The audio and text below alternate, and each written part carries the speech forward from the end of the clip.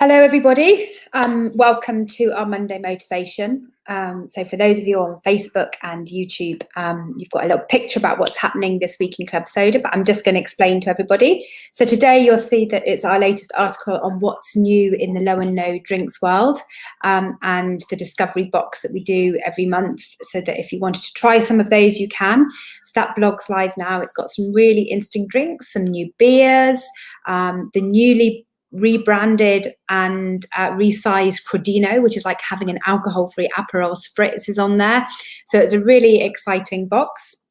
And then this evening, for those of you who are in our wine club, we have got 3 amazing wines this evening, and Christine, our wine expert, and myself will be delving into those.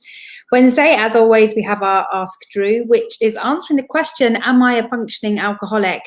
And then finally on Friday, we've got a really brilliant podcast on authentic relating, which I think is really important, because how we begin to relate to people once we're sober is one of the most amazing things. And it's definitely one of the things that I've gained from changing my drinking, and I continue to work on. So what was I going to discuss today? Well, I realise we're getting into holiday season. I'm really bad at knowing when holiday season is. I don't have children, so I don't frame my summer in quite the same way. But it's actually a really important subject, and particularly for those of you that might not have even been away over it last year, or have been through the process of changing your drinking. You may be coming up to having your first sober or your first mindful drinking holiday, where you're looking to very much drink very little and enjoy your holiday. And holidays are one of those things where we have often, as drinkers, got ourselves into a little bit of a pickle, not because we literally pickle ourselves while we're on holiday, but because we framed totally the idea of a holiday as being something that gives us a whole week to drink, and where we can justify that drinking because we're off work and we're blowing off some steam. And in fact, the general narrative in society is that excellent is a whole week where you get to do what you want. You don't have to wake up early. Nobody's going to question your bottle of wine in the evening. You might be going to a country where that wine's cheap, and therefore you're trying the local product and all of that sort of stuff. And so we've often managed to, we as a society frame our holiday as a week of legitimate binge drinking. And we ourselves may have totally thought about our holidays in the context of them only being enjoyable when we're getting imbibed.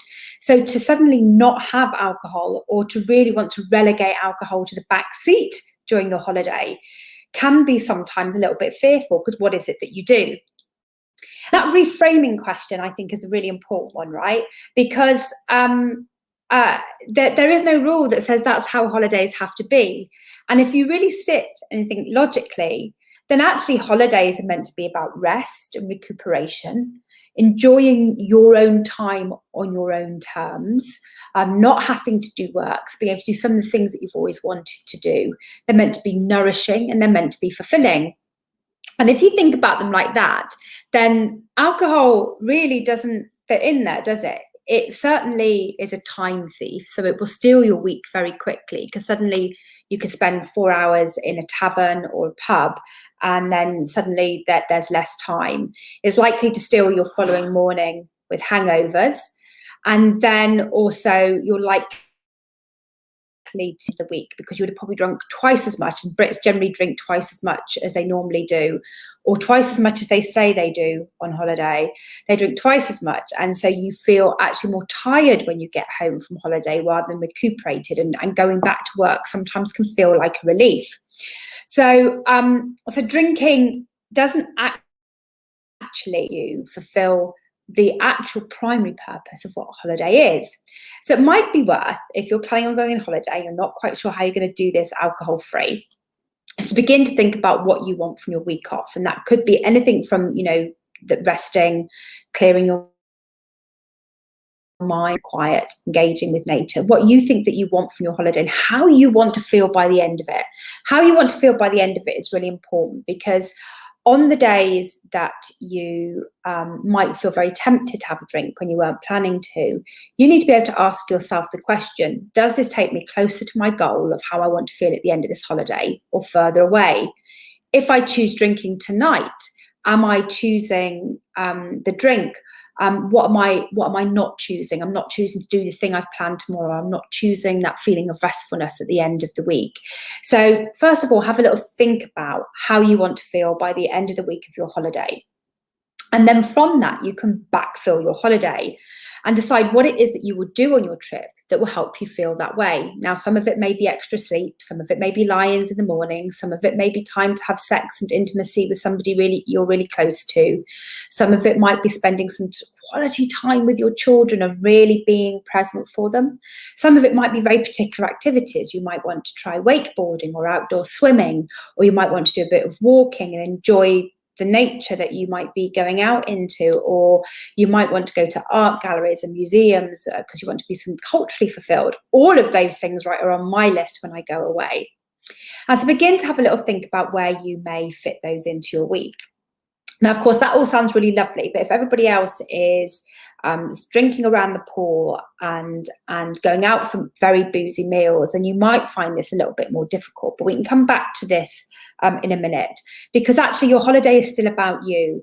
And even if you're going with other people, you can carve out some time to do those things for yourself.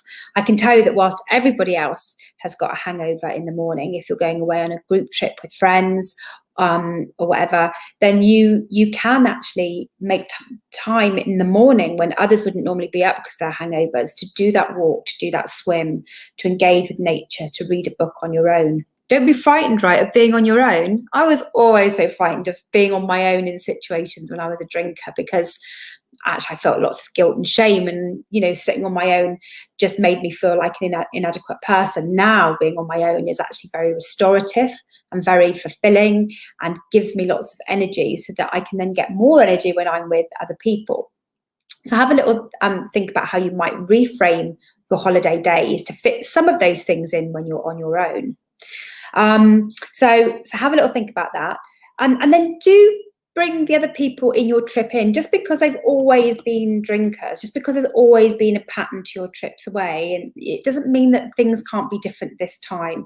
And having a conversation with friends saying, you know, it's been a long time since we've been away on holiday, or to your partner, I really want to get something very different out of this holiday. I want to spend more time with the children. I want to do some more adventure things. I want to do some more engaging with nature or exploring.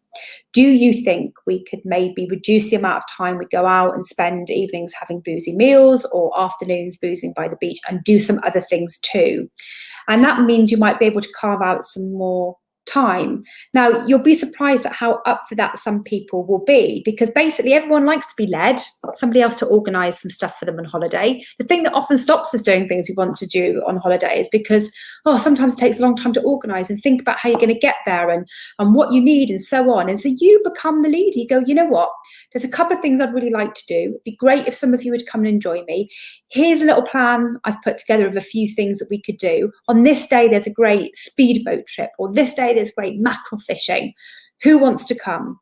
You'll be surprised how many people say yes, and how then the activity moves away from being solely alcohol focused. I can't guarantee that if you barbecue the mackerel on the beach afterwards, some people won't have tins of beer, but you've moved it away from being a solely alcohol focused activity to an activity which has meaning and is fulfilling even if you're not drinking, and therefore more enjoyable for you. And then if they do have a drink with whatever they're eating, or at the end of a trip or whatever, then that's fine. You haven't just been sat watching people get drunk, right? So have a little think about how you can lead the agenda and bring people with you on that trip, and, you know, enjoy the organising. Think about the people that you're going with, your family, your partner, your friends, and think, what would they enjoy? You know, if they were given some options, would they like to try out diving? Would they like to try out go-karting? Would they like to go for a walk? And if some of them said no to the walk, is it okay if I go on my own? Yes. It probably is. So become the instigator of new things to do that aren't so alcohol centric in the day. So you've carved out some time for yourself in the morning when they might all be asleep. You've created some ideas for things you want to do, and you're going to bring people along with you. And then in the evenings, yes, there's often drink with meals, but particularly if you're in the UK, which most people are now, or even in Spain, Certainly there's alcohol-free beers everywhere you go. I still phone ahead venues and ask them what they have, and there's no reason why you can't do that yourself. If all else fails, I take a small bottle of an alcohol-free spirit, and then I pimp my own tonic for the whole evening. It's such a tiny bottle, nobody really cares. I did it the other day when we went out for pizza because I didn't fancy an alcohol-free beer. So, go with a backup plan.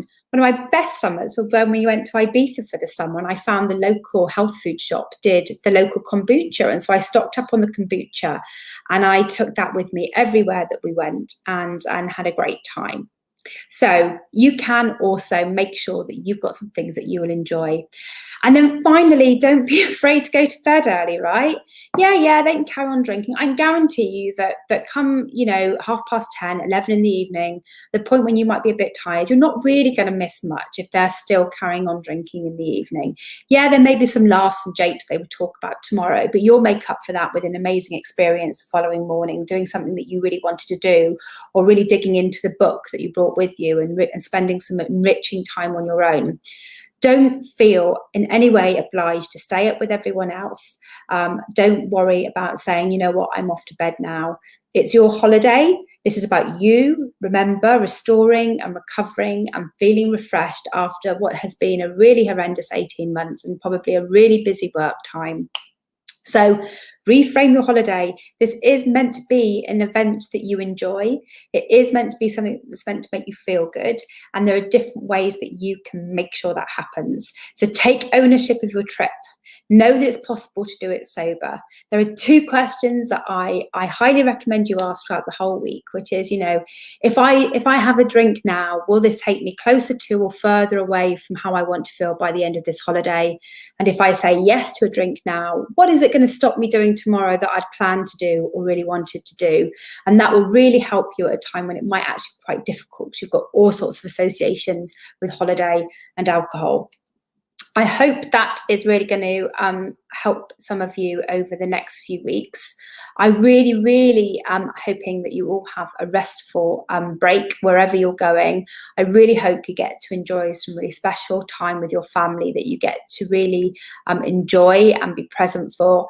And let me know if you've got any other questions about holidaying sober.